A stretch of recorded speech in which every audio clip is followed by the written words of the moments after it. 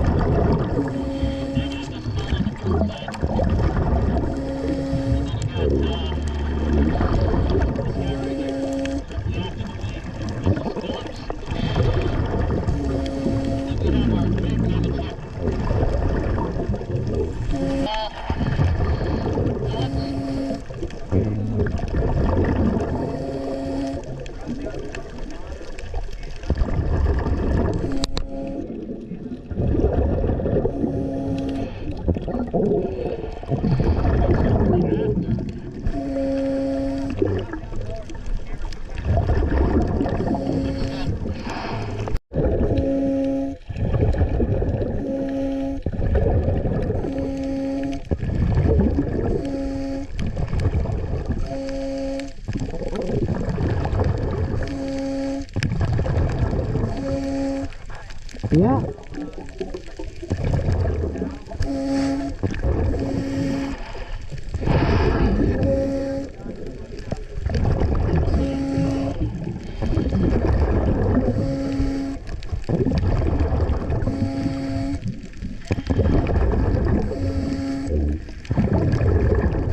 Good afternoon, Commander Mark Anderson, Commanding Officer of Mobile Diving and Salvage Unit 1.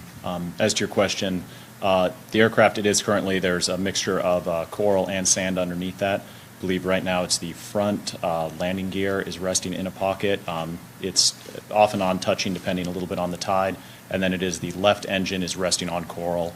The rest of the aircraft is really, it's those 2 points, and there's some positive buoyancy on there, so as the tide is coming in and out, there's a little bit of rising, so we assess it's not the full weight of the aircraft that is on that, but rather, partial.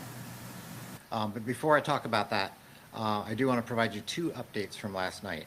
The first update is that overnight, early this morning, on the high tide, the aircraft did shift a little. So if you look at where it is right here, on the high tide, it gained a little buoyancy, it lifted up off, and it rotated about 30 degrees, something like that.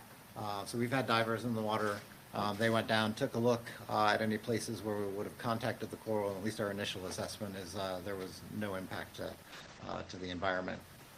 What we believe happened as it was rotating is it was fully up off the the bottom there, except for, you've seen the video of the nose gear kind of sitting in a pocket, and it rotated around that kind of like your shoulder would rotate in its joint. So then it settled back down, and it's now sitting something like this. While that was going on, our contractors were there on the scene. They observed it starting to move. We have mooring lines on it. They were able to control the movement, and we do expect that there's some potential that could happen again tonight. There's another high tide tonight, again early in the morning, and tonight we'll probably even have more connections to the aircraft as we finish rigging to begin recovery operations. The second update, and this one is unfortunate, is that DLNR observers this morning found a deceased sea turtle floating in between two of our barriers. I have no information on the cause of death on that particular sea turtle.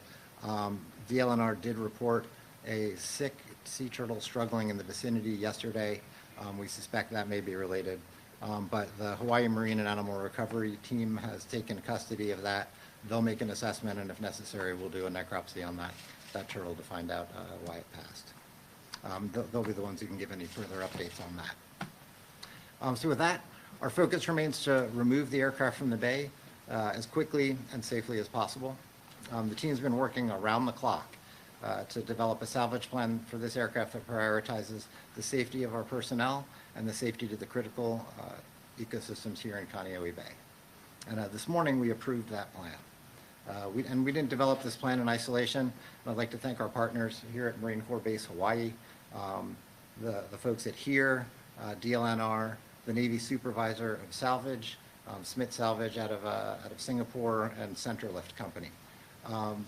Their support and consultation have been invaluable as we work to develop this methodical operation, and very confident that it will achieve our objectives of a safe operation to the people who are conducting it, protecting the environment as we remove the aircraft, and then potentially returning that aircraft to operational capability.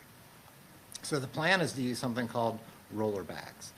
They will lift the aircraft higher in the water, then we'll float the aircraft to the shoreline at the end of the runway. We will roll the aircraft across the sea-land interface onto the runway, and then once the airplane is in place on the runway, we'll settle it down onto its landing gear. So roller bags, they're large inflatable cylinders. The bag part creates buoyancy in the water, so it's inflatable, lifts the aircraft up, and then on land, that's where the roller part comes in. They keep the aircraft separated from the land.